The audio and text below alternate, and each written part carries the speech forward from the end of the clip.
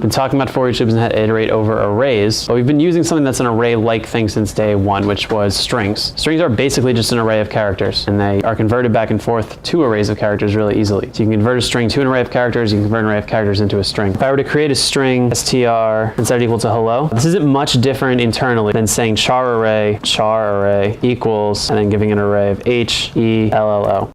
You can't use them as easily, but inside the computer, inside memory, they're the same thing. The interface on top of them is completely different though. So if we want, we can also iterate over a string using a for each loop or using indexing. So first I'll show the indexing way. So I'll use the string indexing method, which is going to look really similar to the array one with a couple of key differences. We're going to start with int I equals 0, just like an array. We're going to do while I is less than string.length. Remember that string.length uses parentheses. So when we have a string.length, parentheses at the end, we have an array.length, there's no parentheses because this is a function call and the array.length is not. And then we do plus plus I at the end. So the only difference on this line is this pair of parentheses right here. Now what I want to do is print out each character on their own line. So I have my system.out.println as usual. And then instead of indexing, because I'm not allowed to do this with the string, I'm going to use the string function to get a character at a specific index, which is .char at.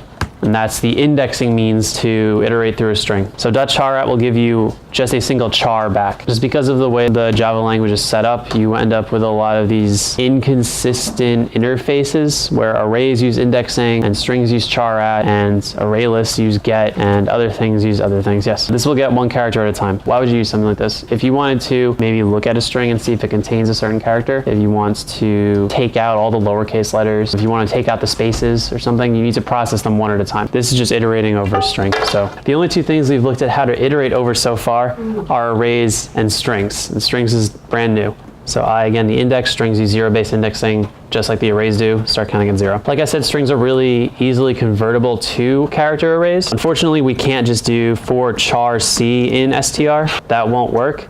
If you want to do a for each loop over a string, convert it to a char array first. So we say char array str as array equals str.to char array. Very explicit about what it does. And then we can do for char c in str as array, and then I'll be able to just print out c directly.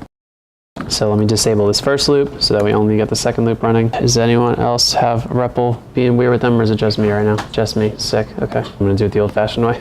All right, so here I have my main.java. Same code as before, and then I'm going to exit and run this, and I get the same output, characters printed one line at a time. Here we convert the string to an array of characters, and then we iterate over that array. We can do this all on one line. I'm separating it out to make it clear what's happening, but I can also just say for char c in str.to char array, and that's how you can for each loop on a string. So I'll run that quick so you can see what it looks like again, just to confirm that same output. So that is how you for each loop in a string, so you can copy that down as well. So str.to char array takes the string hello, and it returns to you basically this, or exactly this. That's what we're iterating over. Make sure you call it here. Another common error is to forget the parentheses on the end of to char array, and you'll get a cannot find symbol error. So now let's do a little bit of a workout with this. We're going to write our contains function again, but we're going to do it with string and char instead of int array and int. It's going to have the same name, public static boolean contains. Instead of it being an array, we're going to look through the string haystack and we're looking for the needle. So you're going to do the same thing we did with like the homework contain. You're going to return true if the string contains the character needle. So as if you were working with an array of ints and an int, you're going to look at every character of the string individually. You're going to compare it to the needle. If they're equal, return true. If you get through all the characters without finding something that's equal, you return false. Cut out this part, save some space. Now I'll add an example call. Contains str and e, so that should be true because hello does have the letter e in it. But if I say x, that should be false. We're going to start with a for each loop for char c in haystack.to char array. What's up to you is what else goes in this function. Notice this is like the same thing on line 12, we're just using a different variable. I'm going to compare character c to the thing I'm looking for.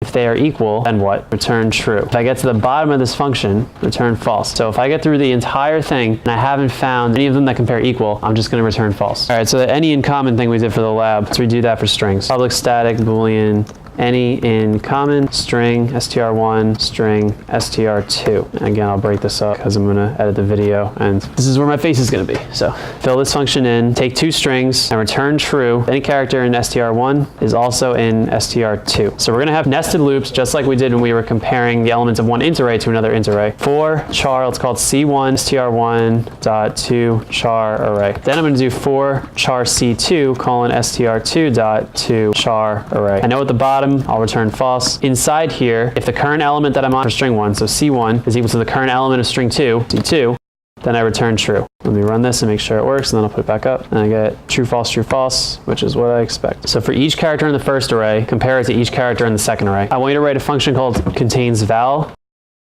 which is going to take a string str. I want you to return true if str contains a val, so A, E, I, O, or U. You would just simply take each character in the string str, and then you compare it to all of the vals, and if it's equal to any of them, return true. So I can say if C is equal to A, or C is equal to E, or C is equal to I, or C is equal to O, or C is equal to U, return true. Break that up over multiple lines. So explicitly compare it to all of them, return false if I get to the end of the function without finding any of them. And I forgot my .toChar array, as is common. So all we're doing is looking at every character, comparing it to all the vals. If it's equal to any of the vals, then we return true. What I want to talk about for the last little bit of class here is code reuse. We have implemented the same logic a few times. A very simple way we could write contains val is to just use any in common. So I want you to always remember that your functions don't have to exist in isolation. You can write other functions. If a function from an old homework helps you with a new one, you can copy it and use that. Really, all I'm saying contains val is, does my string str have anything in common with A, E, I, O, or U? This gives me the same result. It does all the work for me. That logic of searching one string and seeing if it contains anything else from another set of characters, we already did that. That's what any in common is. You don't need to be reinventing things. Look at this and look at this. Obviously, one of these is easier to write. The more complicated one is to see that this whole inner loop here can also be omitted and we can delegate to contains. I don't need to say explicitly how to search the inner string. What I really want to know is if at any point string 2 contains the character from string 1 that I'm on. So string 2, C1. So what will this do? If string 1 is ABC and string 2 is XYZ, I'm going to say A. First time around, I'm going to pass XYZ and A to contains. So I'm searching this guy for this character. That's what the inner loop is doing anyway. We're just delegating that to another function. We're reusing the code we wrote before instead of effectively copy and pasting the same logic throughout. Copy and pasting it, or you're rewriting it explicitly. But this way we don't have to rewrite the same ideas. As we move forward with the problems that we're working on, things that become longer, things that have loops inside of loops and ifs and just all these different structures, you'll find these things break down into subproblems really easily. And you can take code that you did for an earlier problem and reuse it as part of the solution to the later problem. I'm not rewriting contains. I don't even have to do anything in contains val. Contains val calls to any in common, which calls contains with A, E, I, O, U, one at a time.